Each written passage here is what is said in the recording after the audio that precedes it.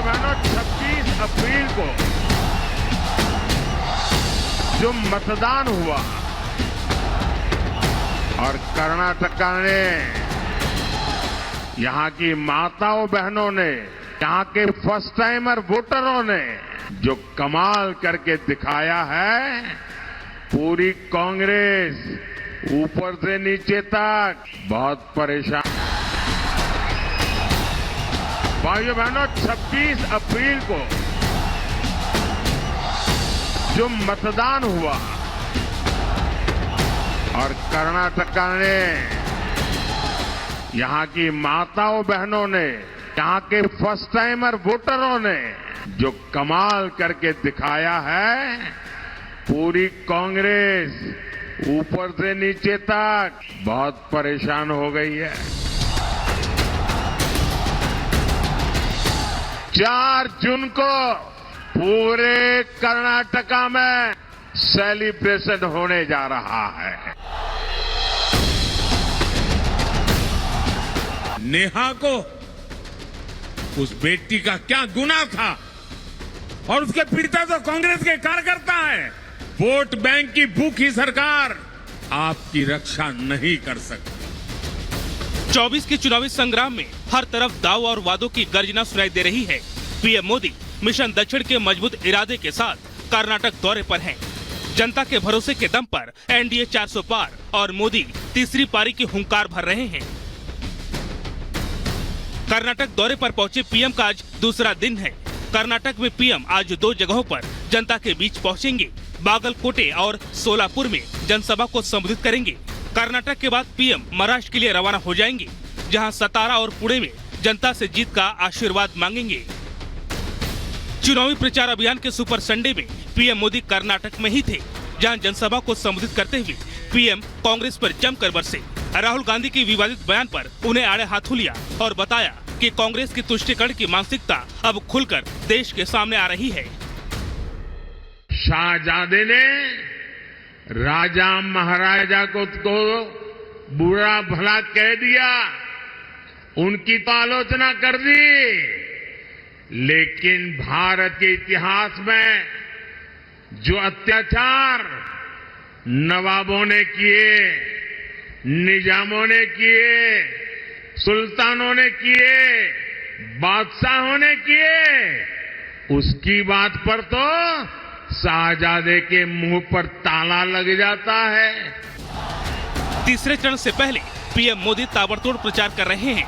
उन्होंने कर्नाटक के बेल्लारी, उत्तर कन्नड़ और दावणगेरे में सभाएं की, जहां कांग्रेस को आड़े हाथों लेते हुए पीएम ने कहा, कांग्रेस कर्नाटक को पीछे ले जा रही है। मोदी 24 घंटे काम करता है, बिना रुके बिना थके, लेकिन कांग्रेस देश की एकता को ब्रेक करने में जुटी हुई है।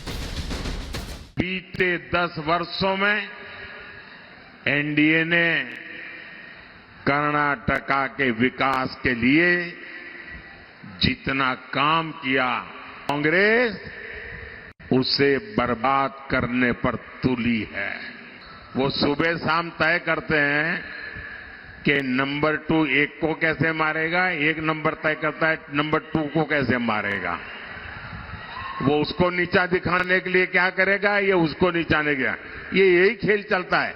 कर्नाटक को ऊंचा दिखाने के लिए उनके पास कोई विजन ही नहीं है। पीएम मोदी मजबूत सरकार के दावे और आत्मविश्वास के दम पर विकास की गारंटी दे रहे हैं और जनता से जीत का आशीर्वाद मांग रहे हैं। 26 अप्रैल को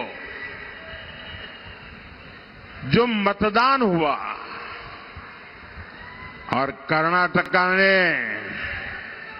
यहां की माताओं बहनों ने, यहां के फर्स्ट टाइमर वोटरों ने जो कमाल करके दिखाया है, पूरी कांग्रेस ऊपर से नीचे तक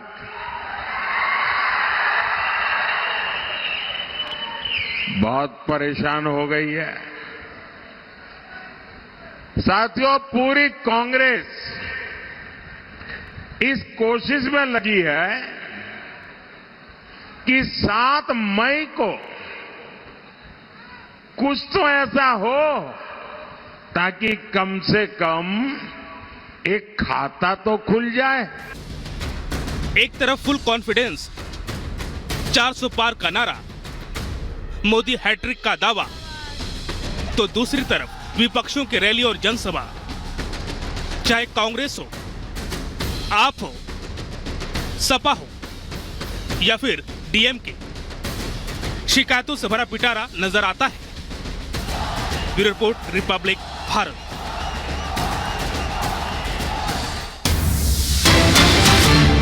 एक और महत्वपूर्ण खबर आपको बता देते हैं। नोएडा में बीच सड़क पर 4 लड़कियां आपस में भिड़ गई। लड़कियों की नोकझोंक का वीडियो अब सोशल मीडिया पर जमकर वायरल हो रहा है। पुलिस ने सभी लड़कियों को थाने भी बुलाया। पूछताछ में लड़कियों ने अपने आप को नाबालिग बताया, जिसके बाद पुलिस ने चेतावनी देते हुए सभी को छोड़ दिया। लेकिन उनकी नोकझोंक का ये वीडियो जमकर वायरल हो रहा है।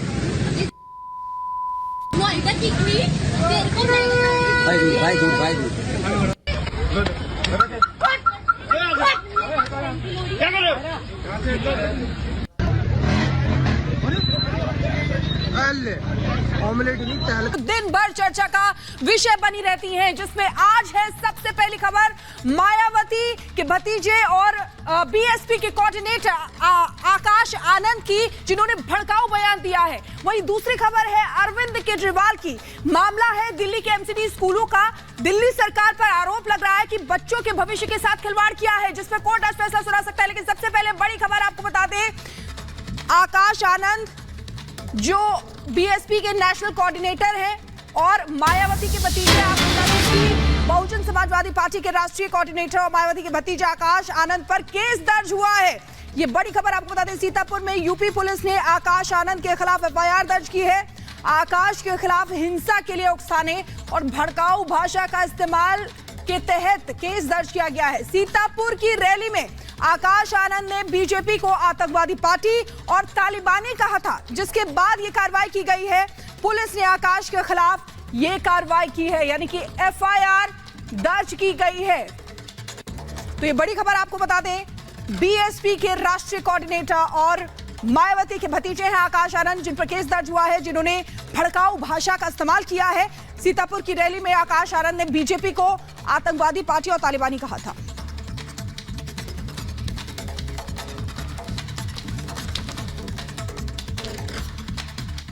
तो मायावती के भतीजे और बहुजन समाज पार्टी के नेशनल कोऑर्डिनेटर आकाश आनंद के खिलाफ सीतापुर में एफआईआर दर्ज कर ली गई है।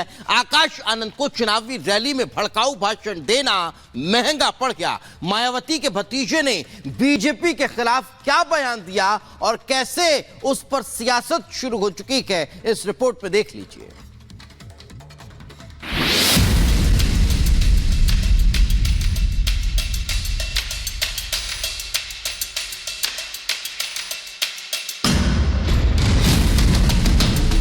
जूता निकाल के रेडी कर लीजिएगा कि वोट की जगह जूता मारने का समय आ गया है।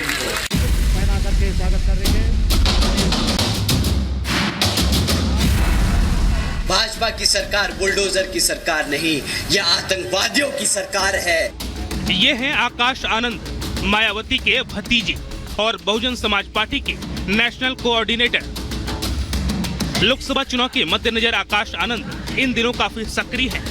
जगह जगह रैली कर रहे हैं, पार्टी के जनाधार को बढ़ाने की कोशिश कर रहे हैं और साथ ही तैयार कर रहे हैं अपनी फायर ब्रांड छवि। लेकिन वो इस दौरान ऐसे बयान दे रहे हैं जो अब उन पर ही भारी पड़ता दिख रहा है। आकाश के एक बयान पर पुलिस ने संज्ञान लेते हुए एफआईआर दर्ज कर लिया है। चुनावी रैलियों में संबोधन हो या मीडिया के जरिए विरोधियों पर हमला, बहुजन समाज पार्टी की मुखिया मायावती हमेशा सधे हुए शब्दों का इस्तेमाल करती हैं। मायावती सरकार को आईना भी दिखाती हैं और अपने विरोधियों पर सवाल भी उठाती हैं। लेकिन बीएसपी की नई पीढ़ी यानी मायावती के भतीजे आकाश आनंद सियासी रैलियों में बहुत आक्रामक दिख रहे हैं। आकाश आनंद ने 28 अप्रैल को सीतापुर में चुनावी रैली को संबोधित किया। बीजेपी के लिए ऐसे शब्दों का इस्तेमाल किया कि हंगामा मच गया। आकाश आनंद ने चुनावी रैली में बीजेपी को आतंकवादी पार्टी और तालिबानी करार दिया। तो हम उनसे दरख्वास्त करेंगे कि यहाँ उतर के आके देखें और गांव-गांव में घूमें और पता करें कि यहाँ के जो बहन बेटियां हैं, जो हमारे युवा हैं, वो किस हालत में जी रहे हैं। चुनाव प्रचार के पहले दिन से ही आकाश आनंद जनसभा में विरोधियों पर तीखे हमले बोल रहे हैं और सीतापुर में भी ये जारी रहा। आकाश ने कई बार भड़काऊ भाषा का इस्तेमाल किया।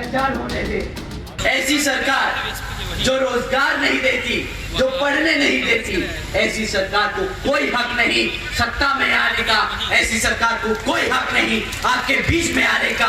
ऐसे लोग अगर आपके बीच में आए तो जूता निकाल के रेडी कर लीजिएगा कि वोट की जगह जूता मारने का समय आ गया है इनको।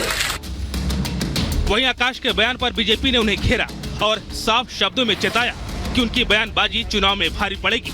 इसके साथ ही आकाश आनंद को नए परिवारवाद का नया अंकुरण करा दिया।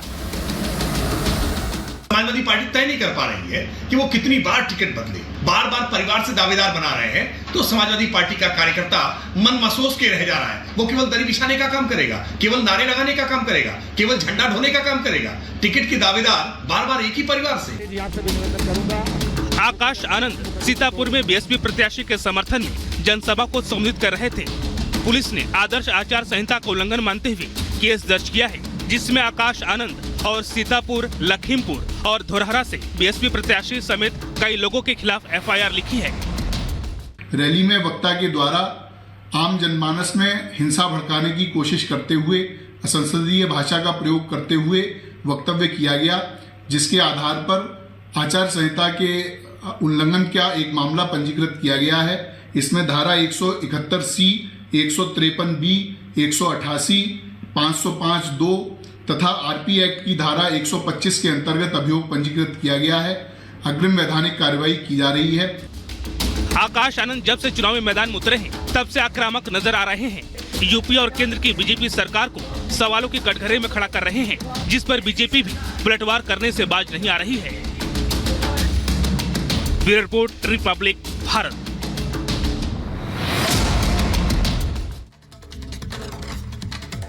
और सीधे ग्राउंड जीरो से अनामिका सिंह काली हमारे साथ जुड़ गई हैं, उनके पास जाना चाहेंगे। अनामिका, ऐसा लग रहा है कि ये ट्रेंड बन गया है कि इस तरीके का भड़काऊ भाषण दो, कभी प्रधानमंत्री के लिए, कभी पार्टी के लिए।